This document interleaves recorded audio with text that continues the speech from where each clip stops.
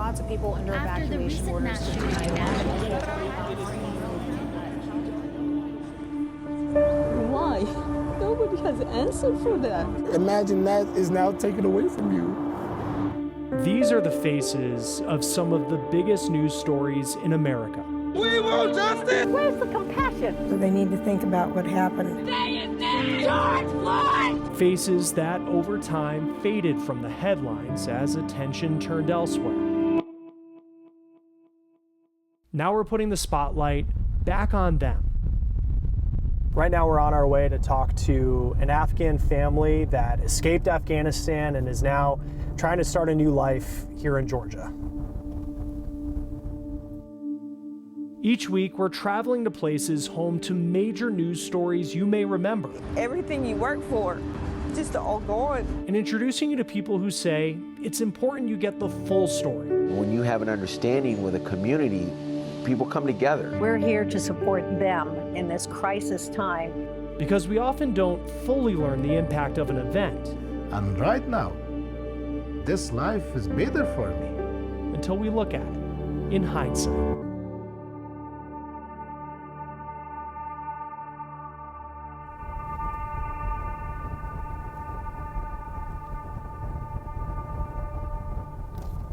It is impossible to forget what led to the U.S. war in Afghanistan. September 11th, the war on terror. The rapid invasion of Afghanistan in an effort to push the Taliban out of power. The Taliban never went away. For almost 20 years, the U.S. lacked full confidence in the new government's ability to lead. As a result, the U.S. presence in Afghanistan would last for parts of 4 U.S. presidencies: Bush, Obama, Trump, and Biden. Spring 2021, President Biden ultimately announced the U.S. military would leave Afghanistan by the end of the summer. But as the U.S. exited in August, the Taliban surged back into power. Hundreds of thousands of Afghans rushed to the Kabul airport trying to leave while they had the chance.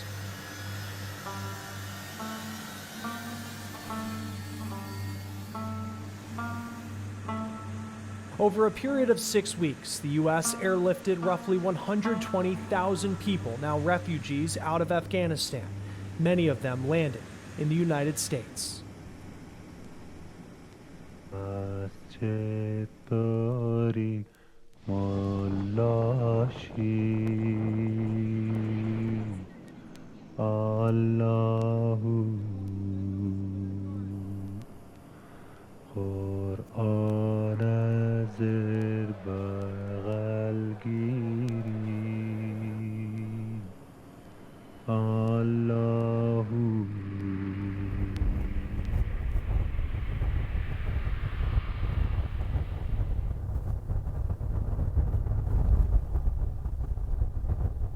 Hey, Shaisa, it's Chris with Scripps News. How are you?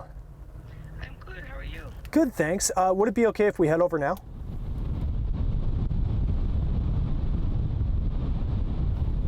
Right now, we're on our way to speak to a family that arrived here in Georgia back in 2021 after the U.S. withdrawal from Afghanistan to hear about what life is like starting anew in the U.S. So when the Afghanistan government fall by the terrorist group of Taliban, I contact with my boss and that our office is in Washington, D.C. Doctors Dawood and Washma Rateb lived in Afghanistan their entire lives. While the U.S.-backed government was in power, the couple worked in medicine, helping their fellow Afghans battle through addiction. About 485 staff was under my supervision in northern Afghanistan. من افغانستان چون یک بک‌گراند خوب داشتم به صفت مسئول شفاخانه تداوی معتادین زنانه وظیفه اجرا میکردم و هم در پالوی از این مریضایی که معتاد به مواد مخدر بودن خصوصا خانم‌ها و اطفال اونجا دچار استفاده مواد مخدر بودن امروز اینا کمک میکردیم تداوی میکردم شون. The couple and their 3 children escaped Afghanistan shortly after the Taliban took over. The life situation was not hopeful for us, and we don't feel safe on that time. The family traveled first to Pakistan, then to Albania, and eventually, in December 2022, to the United States. It's so difficult because without saving and without financial support, I think it's very difficult. The couple couldn't find work in the medical field when they arrived in the United States. For survival, Dr. Rateb took whatever job was available. About 6 months, I started my first career as an Uber Eats driver here.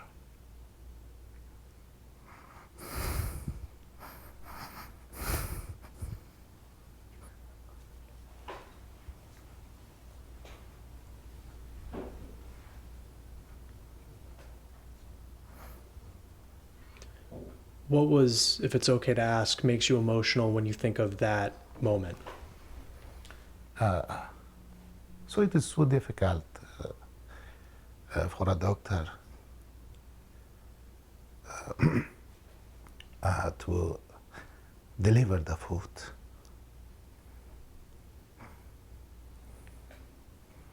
I'm so sorry. No, please. Get the time.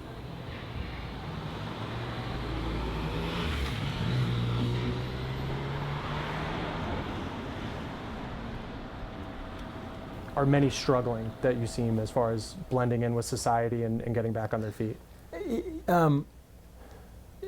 Yes, they are experiencing the American dream, and yes, they're struggling, which is part of the American dream. Larry Sampler spent much of his career working for the U.S. government in Pakistan and Afghanistan. The Deputy Minister of Finance was a friend of mine in Kabul. He's an Uber driver in Washington, D.C. now. He won't always be an Uber driver. They just need that opportunity. It's a common story.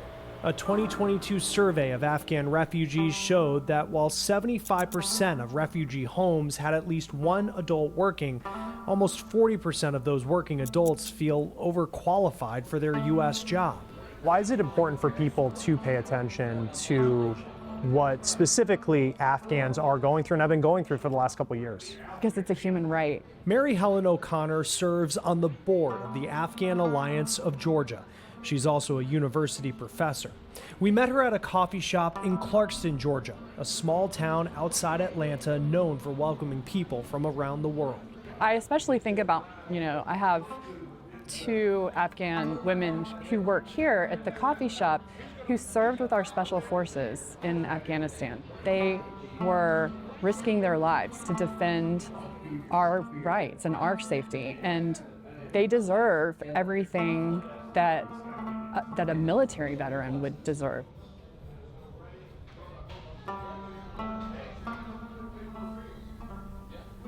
Do you regret working for the United States? Because we were medical doctor, and so it's not important for me who is American, who is Afghan. Just we trade, and we want to work as a doctor, as a human right. And right now, this life is better for me. The couple told me their young family is adjusting to life in the United States. While American life provides security and safety, the journey of rebuilding is not always smooth. As a mom and dad, we do best to support my kids. This is my responsibility, yeah. خاطر آینده اولادم خوش هستم که آینده اولادم بسیار خوب میشه. امور رو باشم بگیم. من به خاطر بهتر شدن آینده اولادم خوش هستم در اینجا که اولادم سر آینده بسیار خوب داره. زندگی خوب میکنه.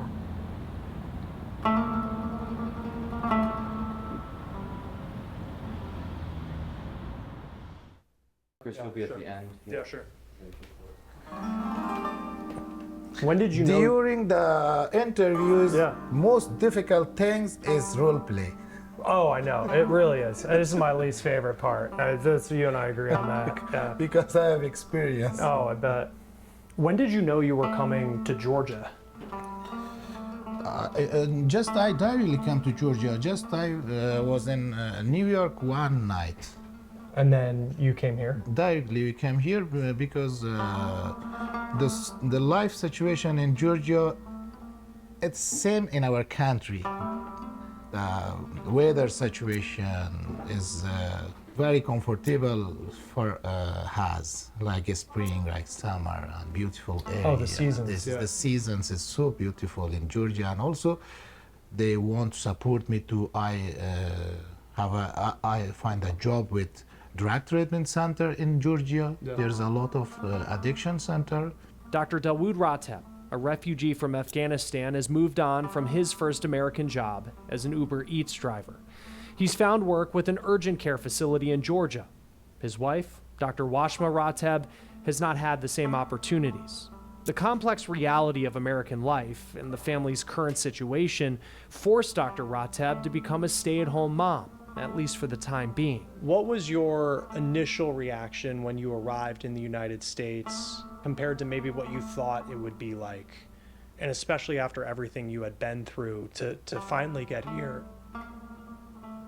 زمانی که ما آمریکا آمدیم احساس خوبی داشتم که اولادای ما در اینجا سیف است میتونه که بسیار آرامی اینا مکتب برن چون دخترم از حال در اینجا بسیار خوش بودم مگر بعد از اینکه چند روزی که سپری شد با اولادای خوش هستم که سیف است مگر با آینده خودم فکر میکنم که آینده خودم چطور میشه وقتی که اینجا آمدم با فکر آینده خودم هستم که من باید آیندهم بتونم که دمی قبلا که در افغانستان کار میکردم آیسته آیسته در اینجا هم کار خود باید شروع بکنم باید کار بکنم هدفم از این نیست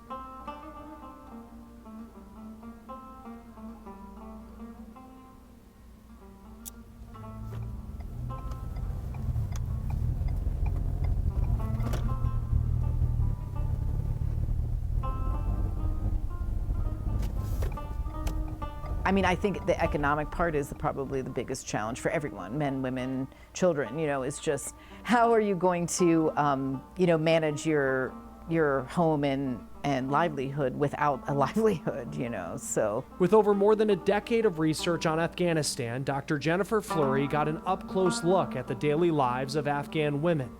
That research was cut short by the COVID pandemic and has remained on hold since the U.S. withdrawal. But she remains a leading voice on women's lives and women's rights.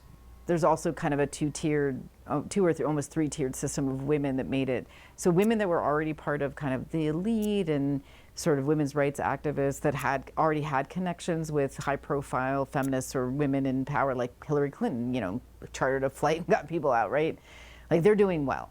And then there's another group of women that I would say are kind of, you know, the wives or sisters of men who worked for the international community, and they're here and they're really struggling because they don't speak English, they don't have their community, they miss their moms, they miss their sisters. And then women that are still in Afghanistan, I would say there's a lot of depression, a lot of, you know, concerns about uncertainty. International watchdogs agree that women's lives changed under Taliban rule. There's a strict dress code. Women must have a male escort when traveling. Most are banned from working or getting an education. However, the changes to daily life in Afghanistan do not stop some refugees from reconsidering their move to the U.S. And some have gone back, actually, because they're just so profoundly homesick. Making it here, which we think, well, you have running water, you have this, and you have that, and everything's great. It's not, you know, they really just, they miss their lives. Why is it difficult to be able to have a more complex conversation about some of those foreign policy issues? I really think it's just that it is an issue of national embarrassment. It requires asking ourselves hard questions that we might not like the answers to. Americans sometimes, I think, like black and white answers. It's yes or it's no. And these things are incredibly complicated.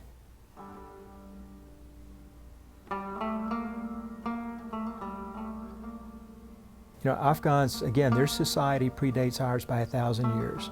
And we may not understand it and we may not like it, but it served them well. And it was pretty bold of us to walk in and think we're going to be able to build this back better. In hindsight, what can we learn from the withdrawal going forward? American exceptionalism is a myth. The Afghans had a way of life that we should have recognized and acknowledged and supported, as opposed to trying to come in and wholeheartedly rip it out and supplant it with our own. Had we done that, we wouldn't have been in a position of having to withdraw.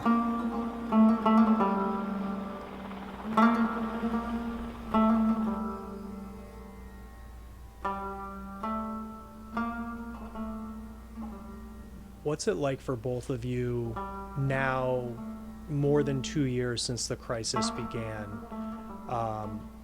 to see images back home in Afghanistan and to hear different news updates about the Taliban and what they're doing emotionally when you see those stories or you hear from people you know or communicate with? What's that like? I said before for you, life in America is safe. Life in America is safe, but the life situation, the life step, it's difficult here. You know the picture of the Afghanistan right now. Every day is crisis. But here in America, also a lot of family facing with crisis. Right now, crisis is starting in my life. You know, how can I should provide? It's a crisis, but I prefer to be in our country. The situation of Afghanistan, it's clear for all of the world. It's a crisis. We hope that one day our countries become safe. Right now, we don't feel safe in our country.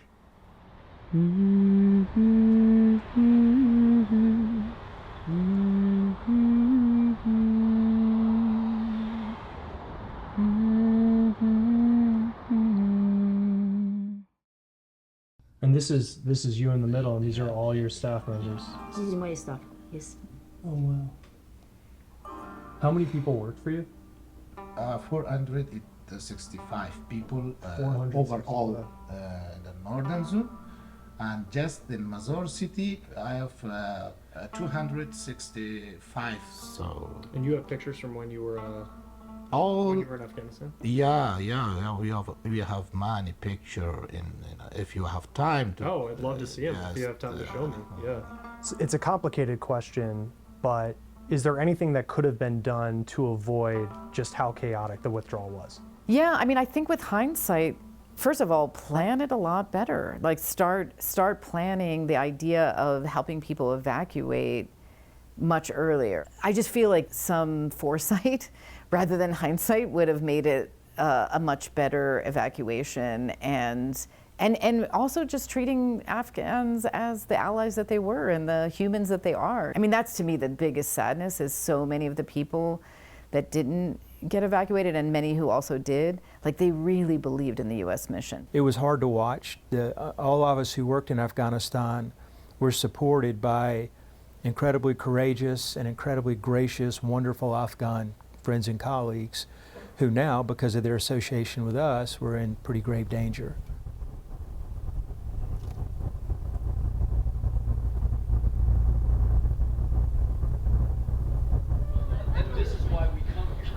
In the town of Clarkston, those at Refugee Coffee explained to me how their shop helps people in their first days on American soil.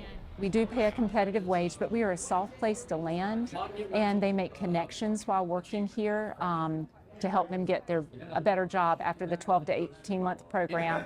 We make sure that they get English training. If they need GED classes so they can get their GED to further their education, we make sure that those classes happen. But we also are family. Like, we support them, we come alongside of them to help them, because we want them to flourish and we want them to dream in their new home.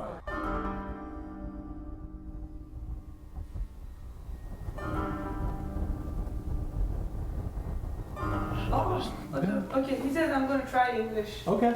Oh, and then you're good with this this microphone. Yeah. Oh, hi. I'm so sorry. I forgot. Oh, no. First name Wajma. Okay. Wow. یگان زنه in افغانستان من مردا زنای خیلی معرفی میکنن نه سر امریکا. The Rateb family has received help from fellow Afghans who already live in the United States, advocates who work with those who are new to life in the U.S. has it helped to have people like this helping you? She do her best to find a job for me. Just not for me, for another Afghan family, basically for women. It's a big chance for us to have like this honest Afghans in our life, in our daily activity. What's it like when you meet an Afghan who does understand? بر از افغانی که می بر زور رویه میتیم چون که او یک سیستم هجرت دیگه پیش گرفته و آمده میشینن یاد از افغانستان میکنن یاد از زندگی خود میکنن از فامیلای خود میکنن چون کل یک فامیل خود نامده اکثرا دخترش آمده اولادا و مادر و فامیلایش در افغانستان است نو یاد میکنن گریه میکنن مگر ما برز نو منایس یک دکتر که برز رویه میتیم که نه تو دیگه خوش باش که اولاد تو آینده خوب داره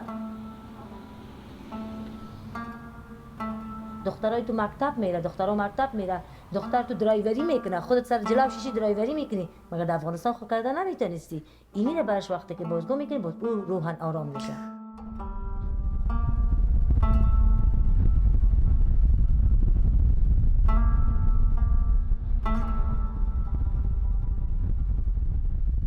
Mm-hmm.